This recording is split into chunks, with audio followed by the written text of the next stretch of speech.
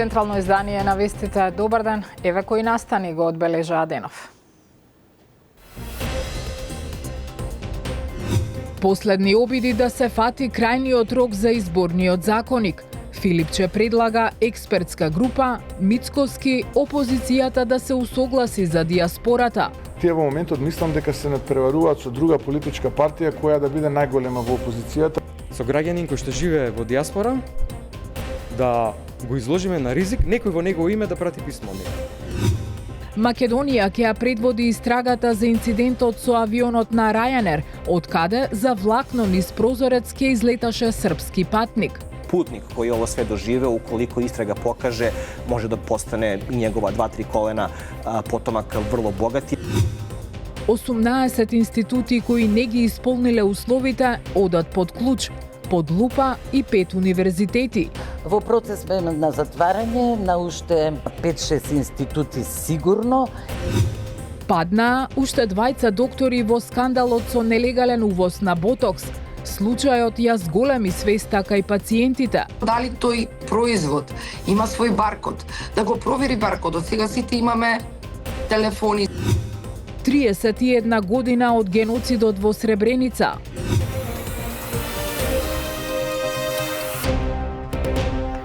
Неколку дена пред крајниот рок среда, нема сигнали дека партиите ќе изградат консензус за изборниот законик.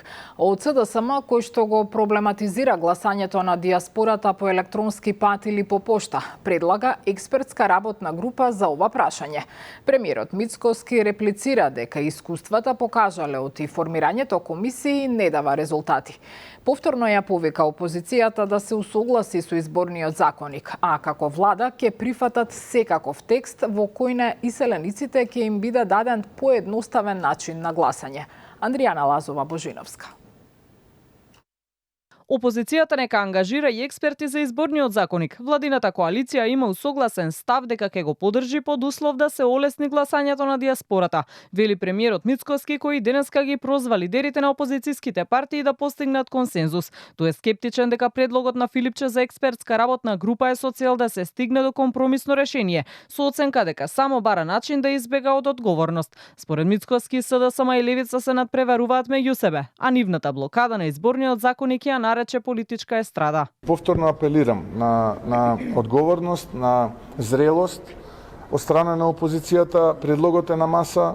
Ние како владина коалиција сме усогласени и велиме дајте луѓе, усогласете се, направете текст, ангажирайте експерти, нека ви состават текст, дајте ни го да го поддржиме. Моето искуство и во животот и во политиката вели дека ако сакате некоја работа да не се заврши, тогаш формирајте група или комисија и тогаш работата сигурно нема да добие онаков тек како што треба да добие. Предпоставувам таа е целта на СДСМ. Тие во моментот мислам дека се надпреваруваат со друга политичка партија која да биде најголема во опозицијата, не се надпреваруваат да понудат опција со која што би победиле на избори. Од друга страна, Филипче вели дека СДСМ ја поддржува европската агенда, но не по цена да се озаконат механизми кои во иднина ќе овозможат да се манипулира со гласовите на иселениците. Рече дека неговата партија е отворена за дебата и со помош од експерти да се најде заеднички јазик, но останува на ставот дека е сомнително тоа што власта инсистира брзо да се реши ова прашање. А ако го тргнат членот, во кој што се менува досегашниот начин на гласање на диаспората и да се согласат, еве дека се формира работна група, која што доколку треба може да разговара за некој начин соодветен како поинако би гласала диаспората, да им се олесни на тие луѓе, еве да го дебатираме, па во следниот период нека заклучи некоја експертска работна група која што ќе анализира примери од други земји, дали е потребно и на кој начин треба да се смени гласањето на диаспората кај нас. Како ќе го контролираме тој принцип, тој механизам? Кај ќе доаѓаат писмата? Дали вие сакате некој наш со граѓанин кој што живее во диаспора да го изложиме на ризик, некој во негово име да прати писмо од некаде? По 4-месечните преговори во работната група во Правда, политичките партии имаа неколку обиди во рамки на собранието да се договорат за деблокада на изборниот законик, кој е закочен со над 13.000 амандмани. Намаса се повеќе прашања, меѓу кои изборниот модел и финансирањето, за кои власта тврди дека ќе даде зелено светло, но и за нив засега нема консензус од партиите. Дали ќе има поместување во позициите ќе се знае од следната недела, за кога Левица најави дека ќе иницира средби со СДСМ и ДУИ. Целта на владеачката коалиција е да се стигне крајниот рок за исполнување на реформската агенда до среда. Подобро е да се донесе нешто отколку ништо, оцени лидерот на ЗНАМ Максим Димитриевски на новинарско прашање. Дали може да се очекува скорошно усвојување на нов изборен законик? За нас како ЗНАМ воопшто не е спорно гласањето на нашите граѓани кои што живеат или работат привремено во странство, бидејќи тоа право им е дадено со устав и им е загарантирано, само треба да се изнајде формата и начинот како тие да го остварат тоа право. Зборувам за учество на парламентарни и председателски избори, додека во делот за гласањето на локални избори тие се резиденти на други општини во други држави, во дел од нив и имаат право да гласаат, така да не даваме согласност за таква мерка. Лидерот на СДСМ Венко Филипче обвинува дека европската иднина останува во заложништво на актуелната влада, додека останатите земји кандидатки продолжуваат да напредуваат во преговорите. Премиерот Мицкоски вели дека нема намера да потпише капитулација и услови кои ги прифатила претходната влада. Михајло Видимлиски со деталите. Додека Брисел го држи проширувањето високо на својата агенда, Македонија останува надвор од европската мапа поради погрешните политики на владата на ВМРО ДПМН, обвини председателот на СДСМ Венко Филипче во пресрет на така наречениот супер вторник на 14 јули, кога, како што потврди ирското председателство со Унијата, Украина и Молдавија ќе отворат по еден, Албанија и Црна Гора ќе затворат по неколку кластери од преговорите. Филипче предупредува дека државата останува на страна, токму во момент кога поддршката за земјите кандидати е најсилна. Со конкретни чекори, Европската Унија кажува дека проширувањето е високо на листата на приоритети во нивната агенда. Очигледно е дека благодарение на премиерот Христијан Мицкоски и ВМРО ДПМН ние на тој пат повеќе не сме.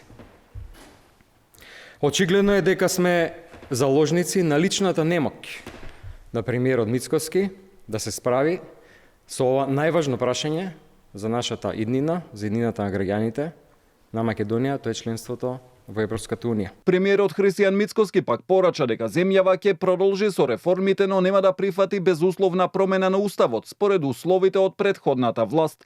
Тој нагласи дека владата останува отворена за диалог и барање компромисно решение, но отфрла можност за, како што рече, капитулација. Покажавме и во декемврискиот извештај, ќе покажеме и сега во јунскиот извештај дека ние сме во суштина најнапредната држава во регионот кога станува збор за испорака на реформи.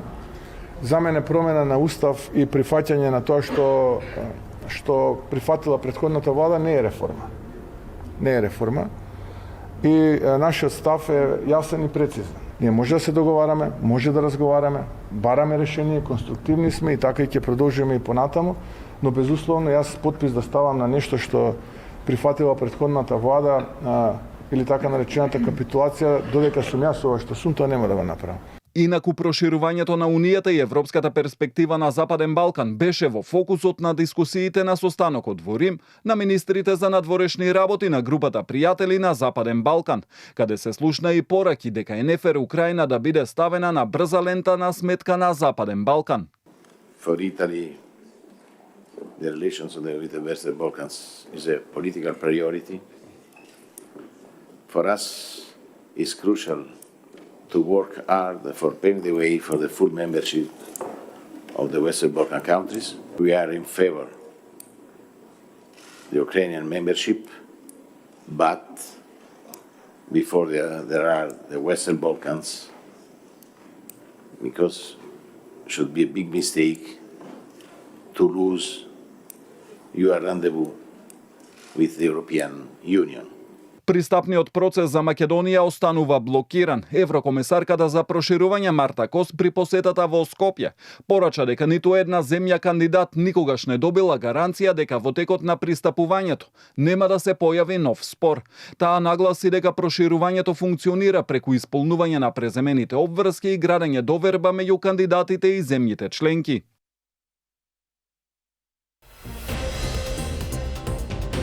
Осумнаесет институти кои не ги исполниле условите одат под клуч, под лупа и 5 универзитети. Во процес сме на затварање на уште 5-6 институти сигурно.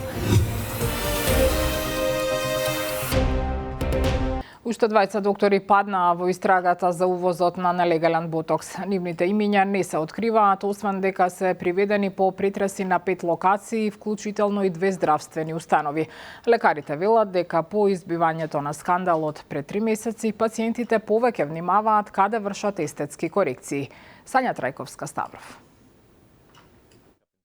Како влегувале нелегалните ботокси, кој ги дистрибуирал и како стигнувале до пациентите. Со проширувањето на истрагата за случајот ботокси за уште 4 лица, помеѓу кои и 20 лекари, обвинителството се обидува да го склопи мозаикот и да утврди кој се бил дел од нелегалниот синџир на увоз и дистрибуција.